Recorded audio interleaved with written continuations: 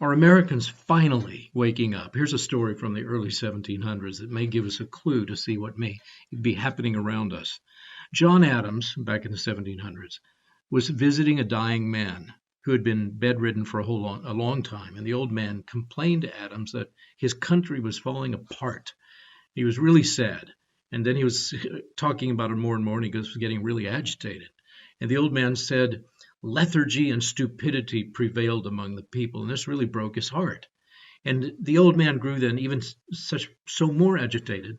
Adams had to take his leave from him. He said he had to leave him to calm him down. And then later Adams wrote this: if that old gentleman had just been able to be out and about, he would have seen the change which was happening in the streets.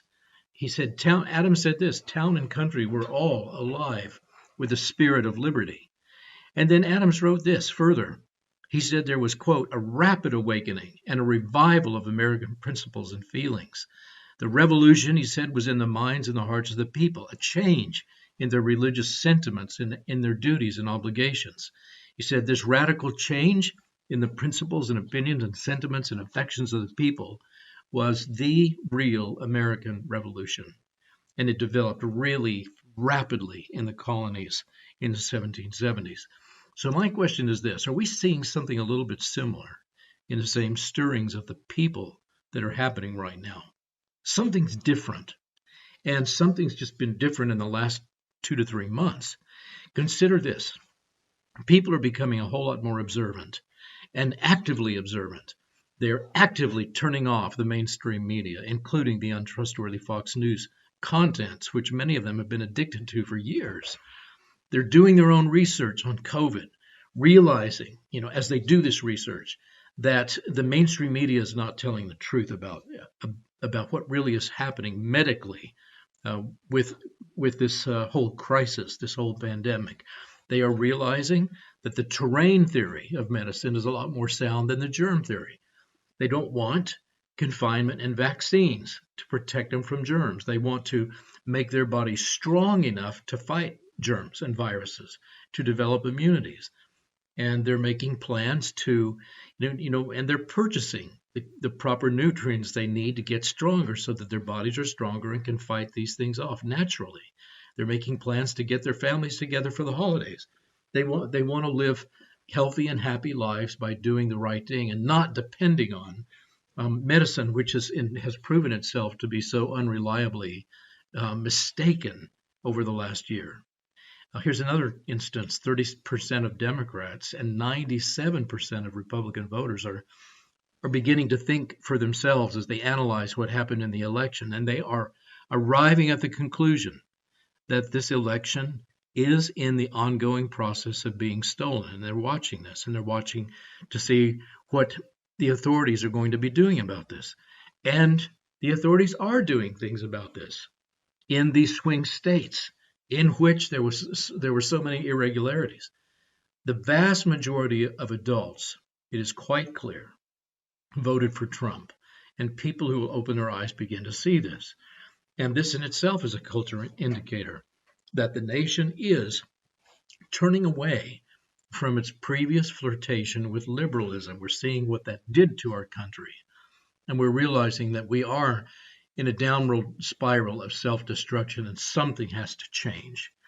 Millions of non-gun owners, people who've never owned guns, are now investing $1,000 to $3,000 to purchase defensive handguns and ammunition.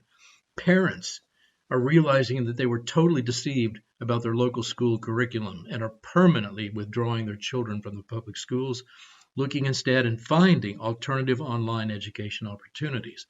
And people are just deciding with this COVID thing, they're just not getting tested now. Even though there are mandates for testing, they're foregoing the tests because the tests are suspect.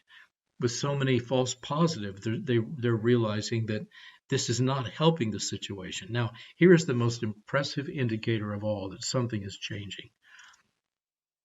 Homeowners in blue cities realize now that their cities are no longer safe places to live because of the policies that have been put in place by the politicians who've predominantly been Democratic.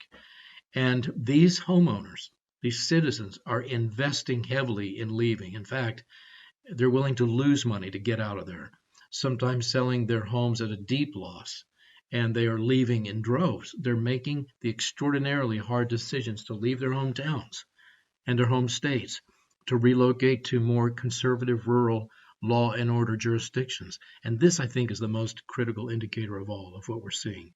We follow the money and we see where people are putting their money where their fears are and where their futures will be. And seeing the consequences of socialist thought and in their socialist cities, they're willing to pay to get out of there. They are reorganizing their thinking so they don't make the same mistakes again. And like John Adams said, this radical change in the principles and opinions and sentiments and affections of the people was the real American Revolution. And it enabled the colonists to throw off the tyranny of the British establishment. It looks like it will be enabling Americans to throw off the tyrannies of the centralized government that has been harming us and deceiving us and hurting us for so long.